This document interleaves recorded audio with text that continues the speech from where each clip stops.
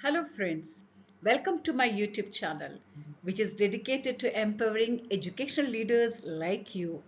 As a certified SLLA professional license holder, I understand the importance of continuous growth and strategic leadership in today's educational landscape.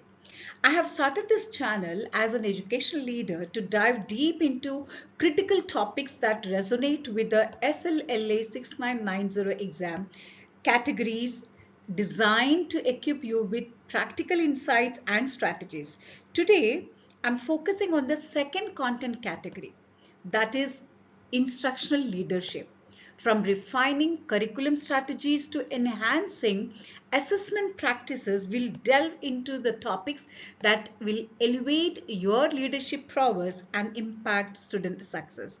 Whether you are a seasoned school leader looking to refine your skills or an aspiring educational leader preparing for leadership roles, this channel is your platform for transformative learning and professional development.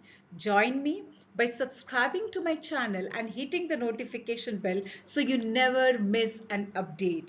Together, let's embark on a journey of growth, innovation, and excellence in educational leadership. Thank you for joining me. Let's make a difference in education, one insightful discussion at a time. Moving on, please remember, under instructional leadership, there are three critical areas which covers A. Professional development and building capacity. B. Rigorous curriculum and instruction. C. Assessment and accountability. So in this video, I'll delve into all applicable questions under this category. So please remember, this category is extremely important because it covers maximum questions. As I said earlier, 27 questions are there, and when we look at the weightage, it is 17%. So from strategies for professional development and building capacity to ensuring rigorous curriculum standards and optimizing assessment practices, every aspect is meticulously explored to empower you in your leadership journey. Make sure to watch till the end as I break down key concepts, share practical tips, and discuss the real world scenarios that align with the SLLA 6990 exam expectations. If you're ready to elevate your instructional leadership prowess and make a lasting impact in your school community and to perform very well for your upcoming SLLA 6990 exam, this video is your gateway to success. And please don't forget to click the link in the description to access my first video covering strategic leadership, and also stay tuned for future episodes which will tackle the remaining content categories with the same dedication and depth. So let's dive in and unlock the insights that will shape the future of educational leadership. Without further ado, let's begin our exploration of instructional leadership.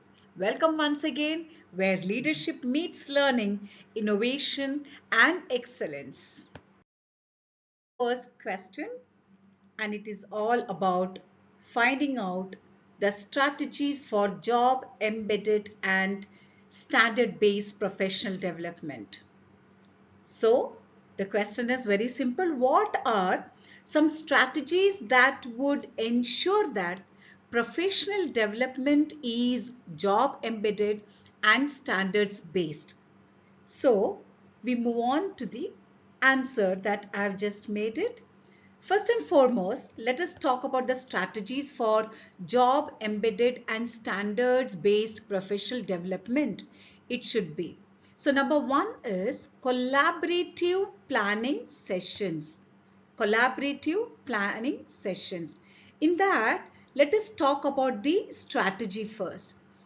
Under this collaborative planning session, we can talk about as a part of strategy. Number one is facilitate regular collaborative planning sessions where teachers analyze standards and align the instructional practices. Now, how can we explain the same? By that is, we can say that engage teachers in discussion to unpack the standards, identify learning priorities, and co-design curriculum that integrates the standards seamlessly into daily instruction.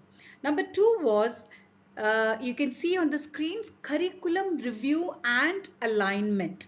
So what should be the strategy for that? Yes, the strategy can be conduct ongoing reviews of curriculum documents to ensure alignment with current standards and educational goals. We can explain this by saying that involving teachers in mapping, curriculum mapping units, aligning the assessments and integrating standards based learning objectives into the lesson plan. That should be the explanation that I can talk about. Number 3 is data driven decision making. So how do we strategize the data-driven decision making? That is by utilizing student data to inform professional development goals. I repeat, how do we do? By we can the data driven decision making, we can utilize the student data to inform professional development goals and instructional strategies. The same can be explained by saying that by analyzing assessment results to identify areas of improvement aligned with standards, provide targeted professional learning opportunities based on data to address specific instructional needs. Number 4 strategy we can think about is modeling the best practices. So in that, how do we say? We can say that strategy, when we talk about the strategy for modeling best practices, it has to be what I can say is that by demonstrating effective teaching strategies that align with standards during staff meetings or professional development workshops. Now the same can be explained like showcasing exemplary lessons and instructional practices that illustrates how standards can be effectively integrated into teaching. Also, encouraging teachers to observe and replicate these practices in their own classrooms. This has to be ensured. Number 5th strategy we can talk about is feedback and reflection. So under this strategy, we can incorporate regular feedback loops and reflective practices into professional development sessions.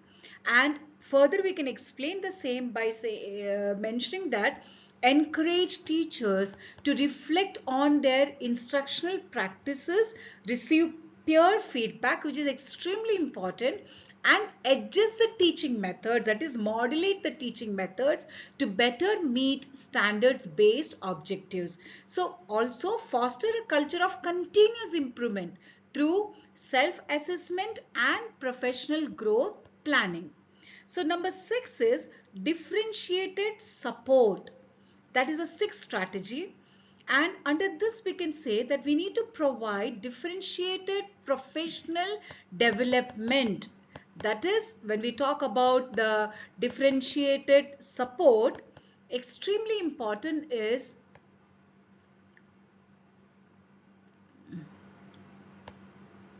to provide differentiated professional development opportunities that will cater to individual teacher needs and preferences.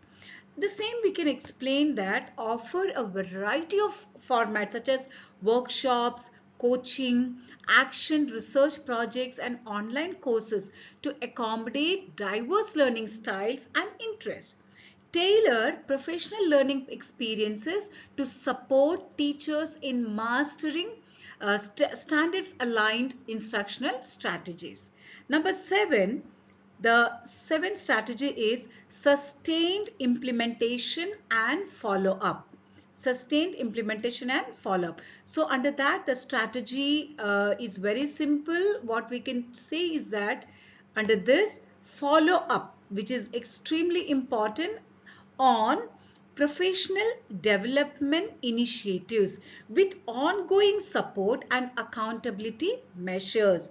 So the same we can explain that monitor implementation of new instructional practices aligned with standards, provide coaching, mentoring and resources to ensure sustained integration of standards-based approaches into classroom instruction.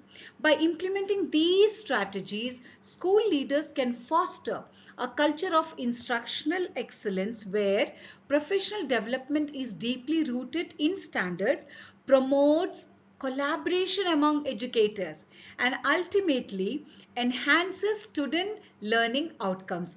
These efforts ensure that professional growth is directly linked to improving instructional practices aligned with educational standards and school goals. So moving on to the next question. Please look at the screen. What sources and types of data can be used to provide feedback to teachers so that they can improve student learning? So it's quite important, as well as you all know the answer, but we need to be very specific. So how do we start is to effectively support teachers in enhancing student learning outcomes? School leaders actually can leverage various sources and types of data that offer valuable insights and feedback. So here are the key sources and types of data.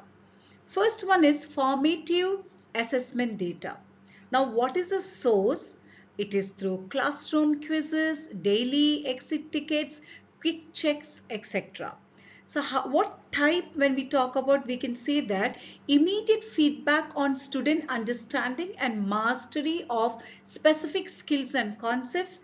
Teachers can use this data to adjust instruction in real time, address misconceptions promptly, and tailor learning activities to meet student needs effectively. Next is important source is summative assessment data. Now, how and what is the source? Okay, end of unit test is there, semester exams are there, standardized assessments are there, and what are the types? Overall performance indicators against learning objectives and standards. This data provides a comprehensive view of student achievement over a longer period, guiding teachers in curriculum planning and identifying areas for instructional focus. Number three, student work samples. Now, what are the source for these student work samples? Assignments, projects, portfolios, etc. And what are the types? Analysis of student work to evaluate application of knowledge and skills. Teachers can provide targeted feedback on specific assignments, assess student progress towards mastery, and identify areas where additional support is needed. Next source and types when we talk about it is observational data. And under the observational data, first let us identify the source. It is classroom observations, your walkthroughs, then instructional rounds, and what are the types of data that we can use? That is insights into instructional practices, classroom environment, and student engagement. Observational data allows leaders to provide qualitative feedback to teachers on teaching strategies, classroom management, and interactions with students. Next source and types of data that we can talk about is, we finished the student work samples, and now we have learning analytics and educational technology. So the sources, first and foremost, LMS, that is learning management systems, digital tools, educational software, and what are the types? Data on student engagement, participation, and performance trends. Leaders can analyze analytics to identify patterns, monitor progress, and intervene when students are struggling or excelling, thereby informing instructional adjustments. Other source is, we can talk about is student surveys and feedback. So the sources, student feedback forms, student surveys, peer evaluations, and what about the types? Perceptions of learning experiences, teaching effectiveness, and classroom climate. Teachers actually receive direct input from the student on their learning experiences, which can inform adjustments to teaching methods and instructional strategies. Next source we can talk about is parent and guardian feedback. So the sources: parent-teacher conferences, right? Communication channels, surveys, and what about the types? Input on student progress, concerns, and home support. Teachers can gain insights into student behaviors, challenges, and successes outside the classroom, enabling them to personalize learning experiences and provide targeted support. Next source we can talk about is the professional learning communities, that is PLCs, and collaboration. So the sources will be collaborative discussions, data analysis within PLC. Now, what are the types? Shared insights, best practices, and collective feedback on instructional approaches.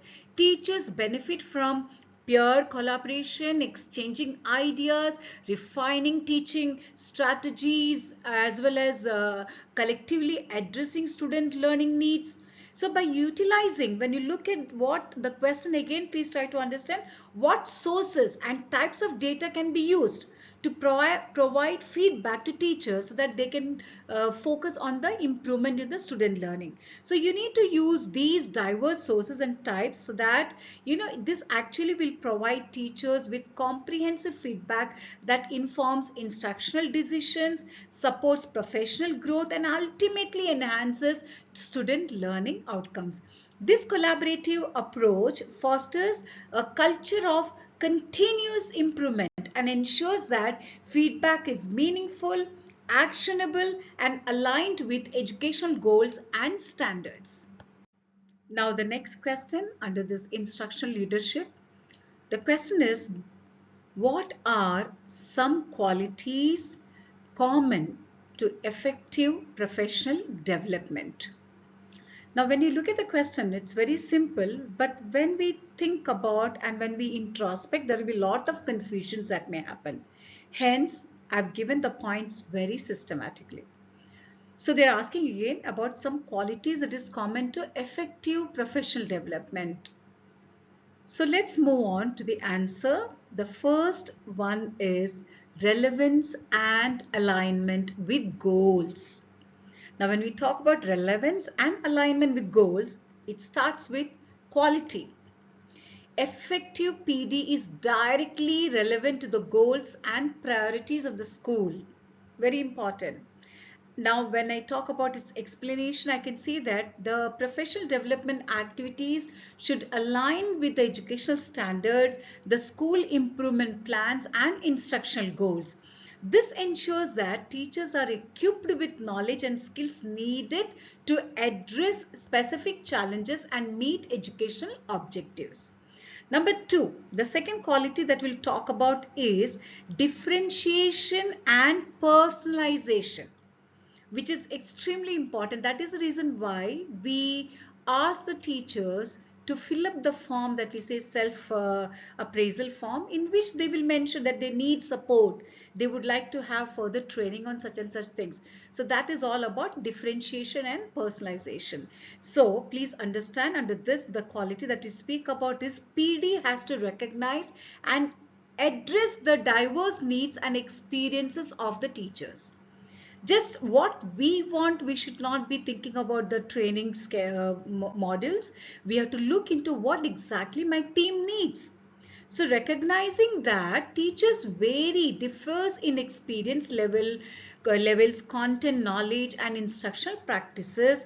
When we talk about its effectiveness, the professional development should offer differentiated opportunities.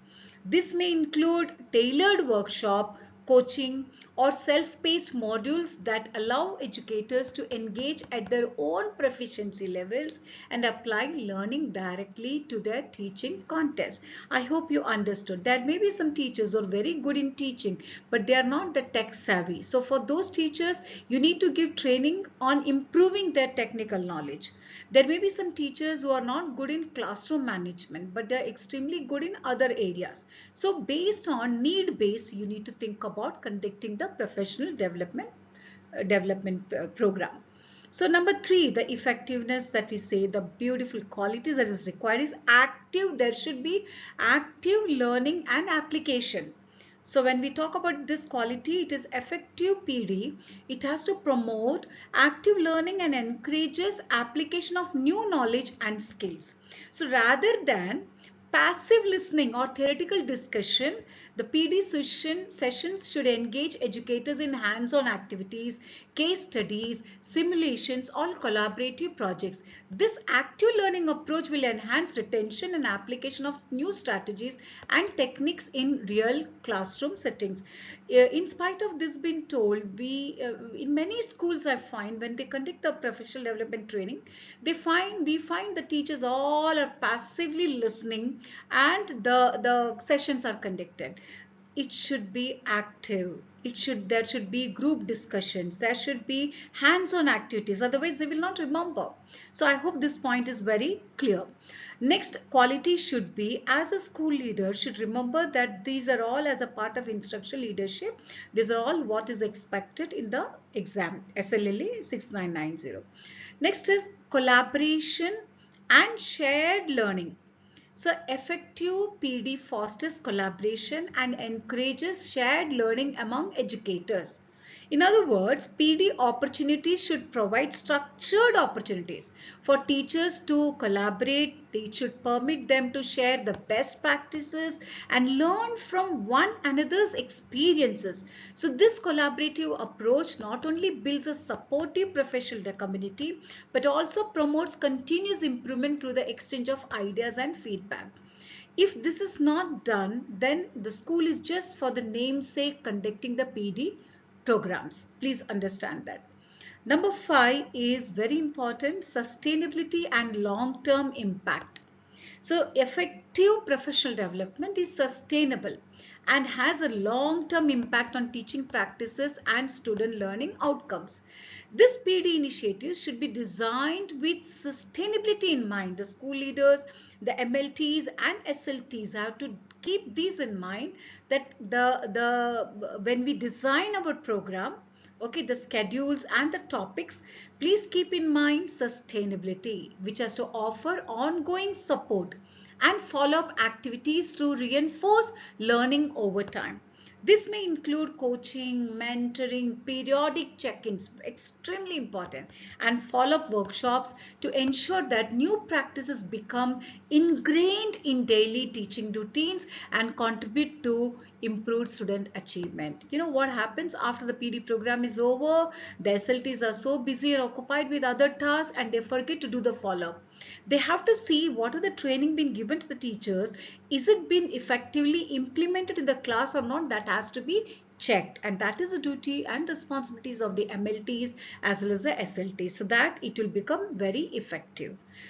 Yes, the next point is, when we talk about the qualities, it should be data driven and evidence based.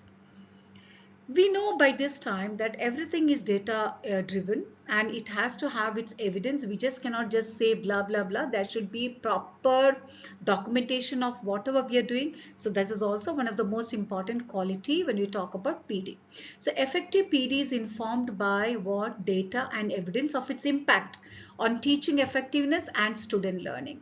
Now, schools should use data from assessments, classroom observations, and student outcomes to identify areas for improvement and tailor PD accordingly. Regular evaluation and feedback mechanisms ensure that PD programs are continuously refined and aligned with the evolving needs of educators and students. Last but not the least, yet another very important quality or its effectiveness that we speak about is reflection and continuous improvement. Effective PD encourages reflection on teaching practices and supports continuous professional growth. PD should actually include opportunities for teachers to reflect on their instructional strategies, analyze outcomes, and identify areas for growth. Reflective practices, self-assessment tools, and peer feedback mechanisms actually empower teachers to refine their approaches and enhance their effectiveness in meeting instructional goals. So when you look at this, you can see that by prioritizing these qualities in the professional development initiatives, the school leaders actually you can create meaningful learning experiences that empower educators to excel in their roles, ultimately benefiting student achievement and fostering a culture of continuous improvement within the school community. Question number 4. What types of student data might be used to identify areas for professional development? So, look at the question properly, and they're expecting us to give the types of student data which has to be used to identify their areas for professional development. Number 1 will be, when we look about the types of student data used for this is, number 1, assessment results. I hope you're getting me. Areas, types of student data used to identify areas for professional development is assessment results. Now, under the assessment results, the results from formative and summative assessments, including standardized tests and unit tests and classroom assessments. Also, assessment data provides insights into student achievement and mastery of specific standard or skills. You'll be able to know where the child is good, which is the area of strength or the weakness. Also, analyzing assessment results can identify areas where students are struggling or excelling, guiding professional development efforts to focus on enhancing instructional strategies related to these standards. Okay, number 2 is progress monitoring data. So under this, we can say the type of data is the data collected through ongoing progress monitoring tools or systems. How do we use it? Progress monitoring data tracks student growth over time and identifies trends or patterns in student performance. It can pinpoint areas where students consistently struggle or show improvement, informing professional development initiatives aimed at addressing specific learning gaps or enhancing instructional approaches. Number 3, we can say that student work, samples and portfolios. So what are the types of data? Examples of student work such as writing samples, projects or performance tasks. How do we use? Reviewing student work samples provides concrete evidence of students' understanding and application of learning standards. Now, examining these samples can reveal areas where students demonstrate strengths or areas needing improvement. Guiding PD activities focused on refining instructional practices and promoting deeper student engagement and achievement. Number 4, classroom observations and informal assessments. So what are the types of data? Data gathered through classroom observations, walkthroughs, or informal assessments conducted by the teachers or the administrators and all, and how it can be used. Observations provide first and insights into instructional delivery, classroom environment, and student engagement. Data from observations can highlight effective teaching practices as well as areas where additional support or professional development is needed. Feedback from observations informs targeted PD efforts to strengthen the instructional strategies aligned with student needs and learning standards. Number 5, the attendance and the behavior data. That's very important. Attendance records, disciplinary incidents or anecdotal report or behavior reports, you can use it. So this can provide the context regarding students' participation, student engagement, the socio-economic factors that may impact learning. So analyzing this data will help identify students who may need additional academic support or behavioral intervention. So PD initiatives can focus on what? The strategies for improving classroom management, fostering positive behavior and creating inclusive learning environments to support the student success. Last but not the least, surveys and feedback from students. So here, feedback gathered through student surveys or focus groups or interviews, this can be used. It can offer insights into their perceptions of teaching effectiveness, learning experiences, and areas where they may need additional support. Analyzing survey data can identify patterns or concerns related to instructional practices or curriculum delivery. So PD efforts can incorporate student input to enhance teaching strategies and promote student engagement, address specific learning needs identified by themselves. So by utilizing these types of student data, you can see all these data that I've given, the school leaders can effectively pinpoint areas for professional development that are grounded in evidence of student performance and needs. This targeted approach ensures that PD initiatives are responsive to the educational priorities of the school and contribute to improving teaching effectiveness and student outcomes. So moving on to the next question. Number 5, how do standards or changes in standards impact curriculum development and revision? How do standards or changes in standards impact curriculum development and revision? So, we all will agree that standards play a very critical role in shaping curriculum development and revision, influencing both content and instructional practices. To begin with, let us start with curriculum alignment. Now, what is the impact? We're talking about impact, right? So impact is standards provide a framework for aligning curriculum content and learning objectives across grade levels and subjects. Now an example I can give is like when new standards are introduced, such as updated mathematics or literary standards, curriculum developers, that is the curriculum coordinators, must revise existing curricula to ensure alignment with the revised expectations and learning outcomes outlined in the standards. Next is integration of skills and knowledge. Let us talk about the impact of this. Now, standards define essential skills, knowledge and competencies that students should acquire at each grade level. Now, an example I can give is changes in science standards may emphasize inquiry-based learning or integration of STEM, science, technology, engineering and mathematics principles, okay? STEM principles.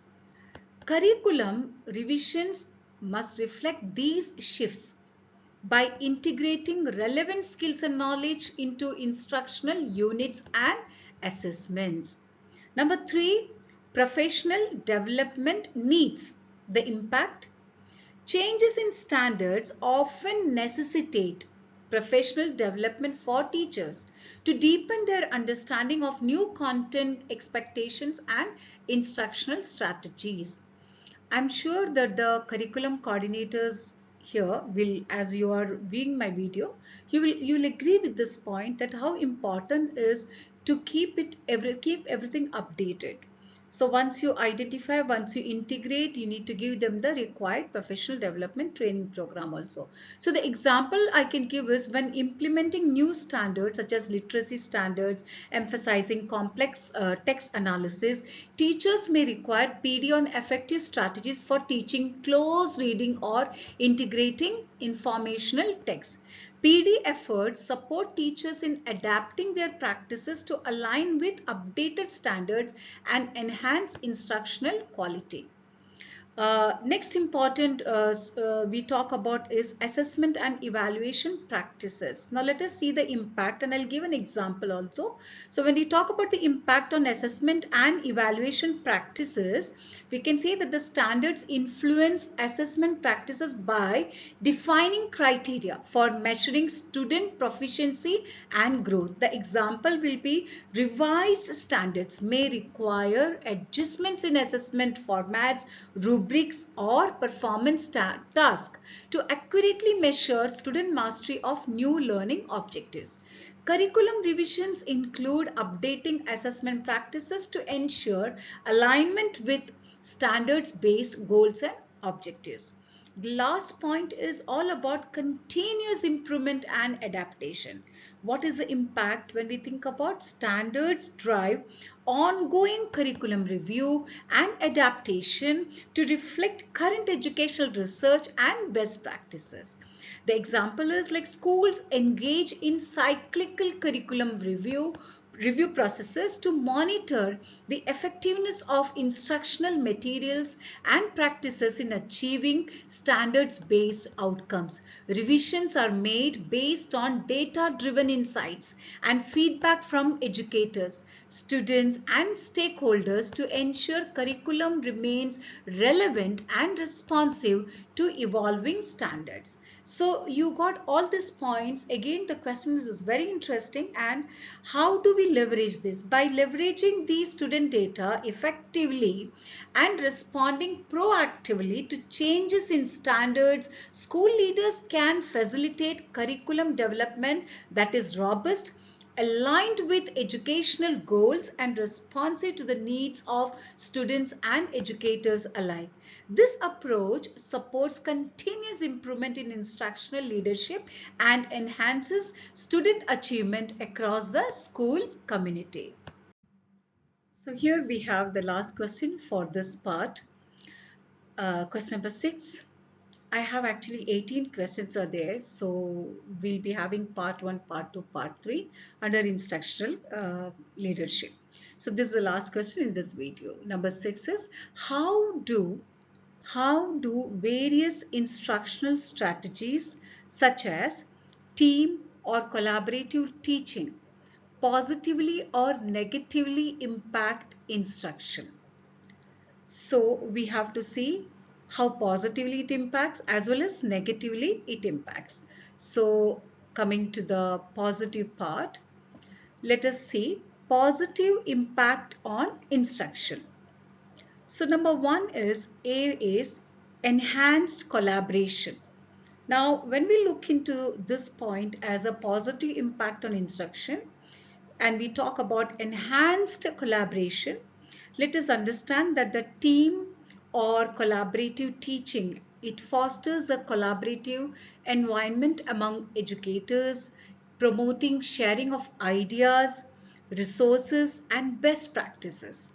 Example, at our school, collaborative teaching teams meet regularly to plan interdisciplinary units. This collaborative approach allows teachers to integrate diverse perspectives and expertise into lessons, enhancing instructional quality and student engagement. Now, these explanation as I'm giving, in case if you have any doubt, please put in the comment box and I'll get back to you. I can give you or I can clear all the doubts that you have, or in case you need some more explanation or examples, please feel free to put it in the comment box. So then second positive impact on instruction is all about differentiated instruction. Now, when we talk about this, it's all about collaborative teaching that enables the educators to differentiate instruction to meet diverse student needs and learning styles. Example, in collaborative mathematics class, teachers co-plan lessons that include differentiated activities to accommodate varying levels of student proficiency. This approach supports personalized learning experiences and improves student outcomes. Now, number third positive impact on instruction is all about professional growth. So in that, the collaborative teaching provides opportunities for professional development and peer learning. Example I can give is our English language arts team. Engages in peer observation and feedback sessions. This collaborative professional development model allows teachers to refine instructional strategies, deepen content knowledge, and stay abreast of current educational trends. Now let us come to the negative impact on instruction. Number one is misalignment in teaching styles. Now, differences in teaching styles or instructional approaches among team members, you will agree with me that it will lead to inconsistencies in curriculum delivery. An example I can give is in some cases, varying interpretations of curriculum standards or teaching methods among team members may result in confusion for students and challenges in maintaining instructional coherence. Clear communication and shared planning time are essential to mitigate such issues. Number two, that is the second negative impact on instruction is time constraints. Collaborative teaching may require additional planning and coordination time, potentially impacting instructional efficiency. Example I can give is balancing collaborative planning with individual responsibilities can be challenging for teachers. Effective time management strategies such as structured meeting agendas and clear roles are critical to maximizing the benefits of collaborative teaching while minimizing disruptions to instructional time. Number third, negative impact on instruction is interpersonal dynamics. Challenges in interpersonal relationships or communication among team members can affect instructional effectiveness. Example, differences in personalities or conflicting professional philosophies may hinder effective collaboration within teaching teams. Building a supportive team culture and establishing norms for constructive feedback can help mitigate interpersonal challenges and foster a positive work environment. So, by understanding the potential impacts of team or collaborative teaching strategies, school leaders can actually leverage these approaches to enhance instructional effectiveness, promote professional growth among educators, and ultimately improve student learning outcomes. Effective implementation of collaborative teaching requires strategic planning, ongoing support, and a commitment to fostering a collaborative culture centered on shared goals and student success. So, and with this, I conclude the part 1 of this video, which is under instructional leadership. Please don't forget to subscribe my channel because you won't miss out any of my updated videos. And the next part will be part 2, which will continue with the questions. As I've told you, I have 18 questions that we have set based on this instructional leadership. And among these 18 questions, I have divided into 3 parts. So 6 questions in this part 1. And in the forthcoming video, you'll find part 2. In which we'll have another 6, and the third part will be completing with instructional leadership. Please don't forget to please share this to your friends, and it will benefit all of them for enhancing the effectiveness as a school leader, as well as clearing the exam for this SLLA 6990. Thank you once again. Signing off.